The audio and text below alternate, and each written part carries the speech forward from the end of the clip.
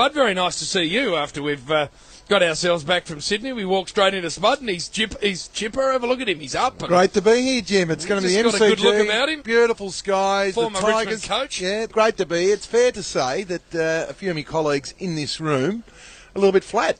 And, you know, what happens on a Friday night when you travel interstate. That is what happens. A few of the guys are, you know, obviously a little bit flat at the moment. That's it. Already focusing on the Sky screen rather than what we're talking about. Extraordinary first race. Hey, like you, Spud, I'm happy to be here. We've been up to Sydney, so we do come back not in the greatest frame of mind, but you lift us, so I look forward to hearing your best stuff, your crispest stuff off the top at 12. That's what I get. That's what gets me up on the drive in. I go, I haven't seen Spud. I haven't seen for a week. I need to listen. I need to know what he's got. So I tune into Howie and Nath, as I always do. Oh, and? Whose voice do I hear? Oh, are you... Spud giving him the best stuff. Shooting early bullets. No, I'm not. Best stuff in the twos. I'm not. Spud. Well, hey, I didn't know why I was on. It's a great show, by the way. I don't know why he was on. Oh, yeah, I wasn't shooting any... well, you work it out. You run the show. I was asked by the producer to go on Howie's show this morning. Now... You've got to do it next week, JB. What do I do? As a warning. Spud. If you're on Broadway, you don't go out and do street theatre first. Have a go at Howie and the producer over there, Timmy Schmidt or Timbo, whatever his name is. Anyway, I loved your stuff. It was good. No, but I think the common denominator of you guys, including you, Warrior, is the interstate trips. Yeah. No, there's a common denominator. What is it, Spud? It's cheap. Yeah. You've spent far too long with cheap. I have to retrain you. You do. In a couple of minutes to say, get that sort of gnarly... He flattens us. He does. How did he travel cheap? Outside his contractual commitments to talk on the broadcast, Spud, he didn't speak outside of the But he 5 would have hours of been, broadcast. in the car to the ground and on the How way it back. started. We got to the Qantas lounge, and I grabbed myself a soup.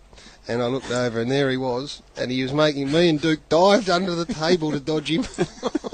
He got himself something and wandered back into his corner. He sounded pretty good on air, though. So off air, he just went back into...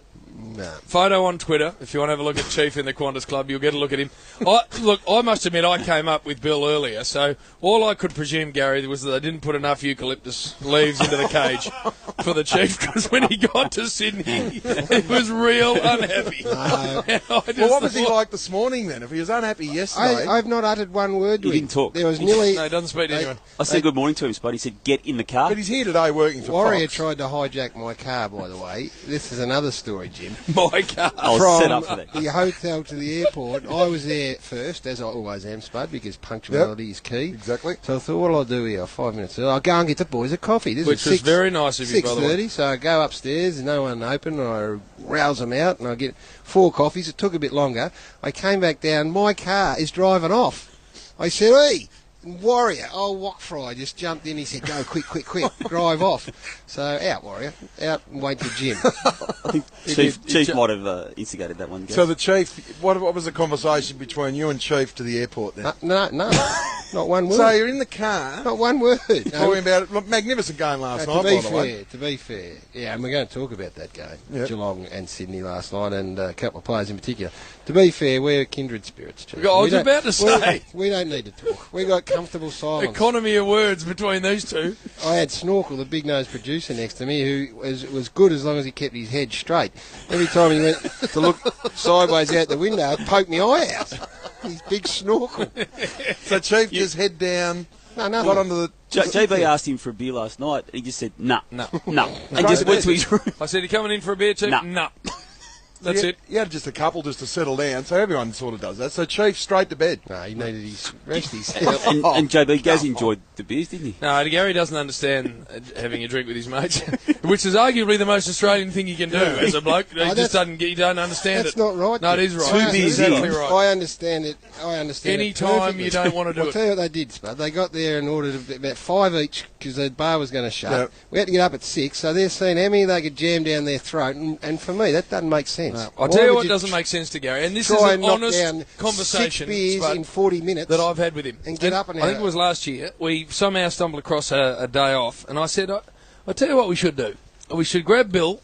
I would have thought reasonable mates. Yep. And we should just go to the front bar, have have a counter meal and just have a couple of beers at the pub. How good would that be? Nothing to do the rest of the day. Garry looked at me. This is absolute facts, bud. Looked at me and Bill and said, why would I want to do that? And I go, mate, Australian blokes can't think of a better way to spend a Saturday afternoon. He honestly went, what would be the possible reason for doing that? Is that true or not? It must have been racist. Oh!